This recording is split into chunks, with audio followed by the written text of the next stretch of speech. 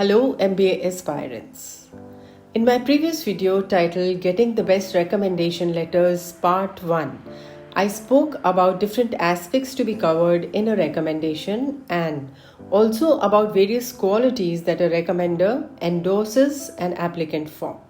While I continue to help students with essays, recommendations and interviews with almost 100% success rate for the top business schools, today, through this video, I'm going to talk about the second part of the recommendation process, covering who should be your recommender, when to start the process, categories of recommendations, and a few noteworthy points to keep in mind.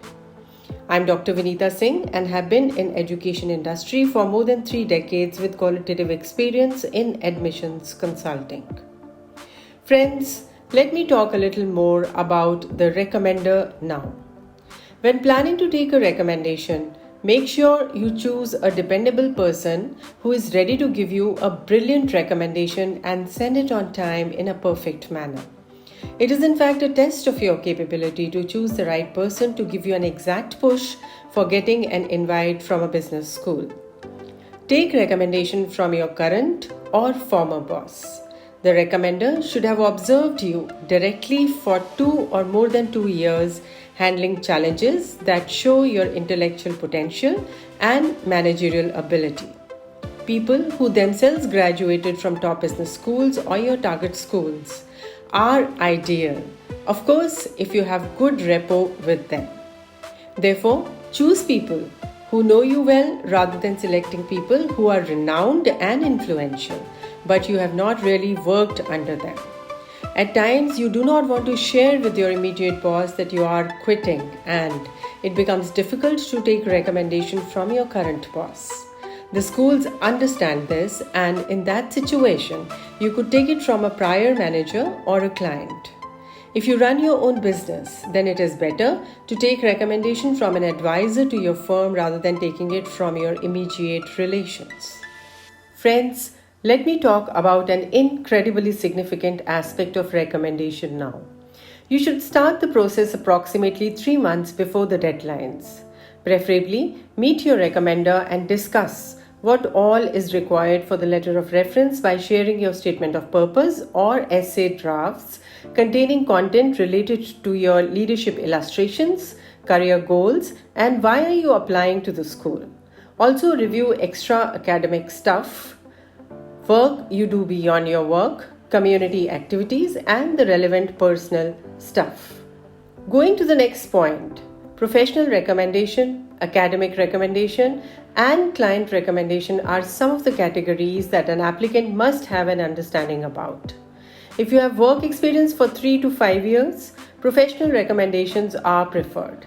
You should go in for an academic recommendation if you have just started working. An applicant with approximately less than 2 years of experience could also go in for one academic recommendation in extraordinary circumstances where he has an exponential academic achievement to talk about. If the work experience is for more than 3 years, then the same circumstances and the academic achievement could be mentioned in a professional recommendation. Generally, an applicant is to submit 2 recommendations, but it depends on the policy of the school. For third recommendation, if needed, an applicant could think of somebody who has observed him or her for activities beyond the work.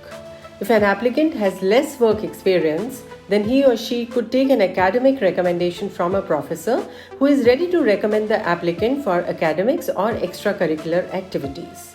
An applicant could also take recommendation from a client or sometimes from a colleague. Getting an additional recommendation from a client where your work is highly praiseworthy is also a good idea. A word of caution here is that authenticity of recommendation is at stake if the two resemble each other very strongly. Your recommendations should clearly show how you handled challenges, worked in a team, interacted with people, delegated work, carried out responsibilities effectively in a multicultural environment, and followed a result-oriented approach. The recommender should show how successfully an applicant handled imperfections in order to create an environment where work could go on perfectly well. Recommender should be one who is ready to go through an applicant's essays and discuss the content of recommendation with the applicant so that his or her greatest strengths related to brains, managerial potential, personal attributes, and career plans can be endorsed. Recommendation is a platform where any left out stories can also be covered by the recommender, as sometimes an applicant is not able to include a few important points because of word limit given by the business schools. Further, it is advisable to keep the personal characteristics and communication ability of the recommender also in mind. Whatever you decide, you should be convinced about your selection of the recommender and the fact that he has time to write an outstanding recommendation for you. If you are giving a rough draft to your recommender, then make sure that the format, typefaces, and font sizes of recommendations are different. Another important point to keep in mind is that your weakness should become your strength and not otherwise. For example, if chronologically, the first recommendation is talking about your strong interpersonal skills, then the second recommendation should not convey that the applicant has weak interpersonal skills. Always check your recommendations to make sure that the name of the school is right. Every recommendation should be written carefully and it should not be cut, copy, paste. Words, sentences, grammar, punctuation, phrases, everything needs to be checked. Further, the complete content should make sense. Anecdotes are important.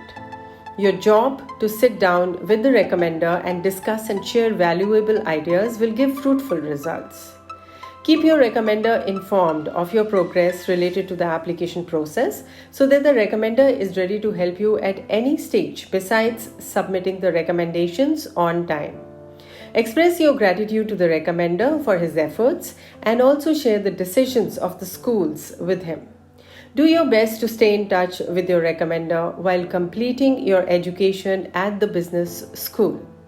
Please write in comments if you think I missed out on any important aspect. I shall also be sharing number of videos on the related topics for business schools worldwide from concept to completion. You can call me for free counseling and also take my professional help for the admissions process. Stay tuned for my next videos on interview process for the top business schools. Stay safe and take care.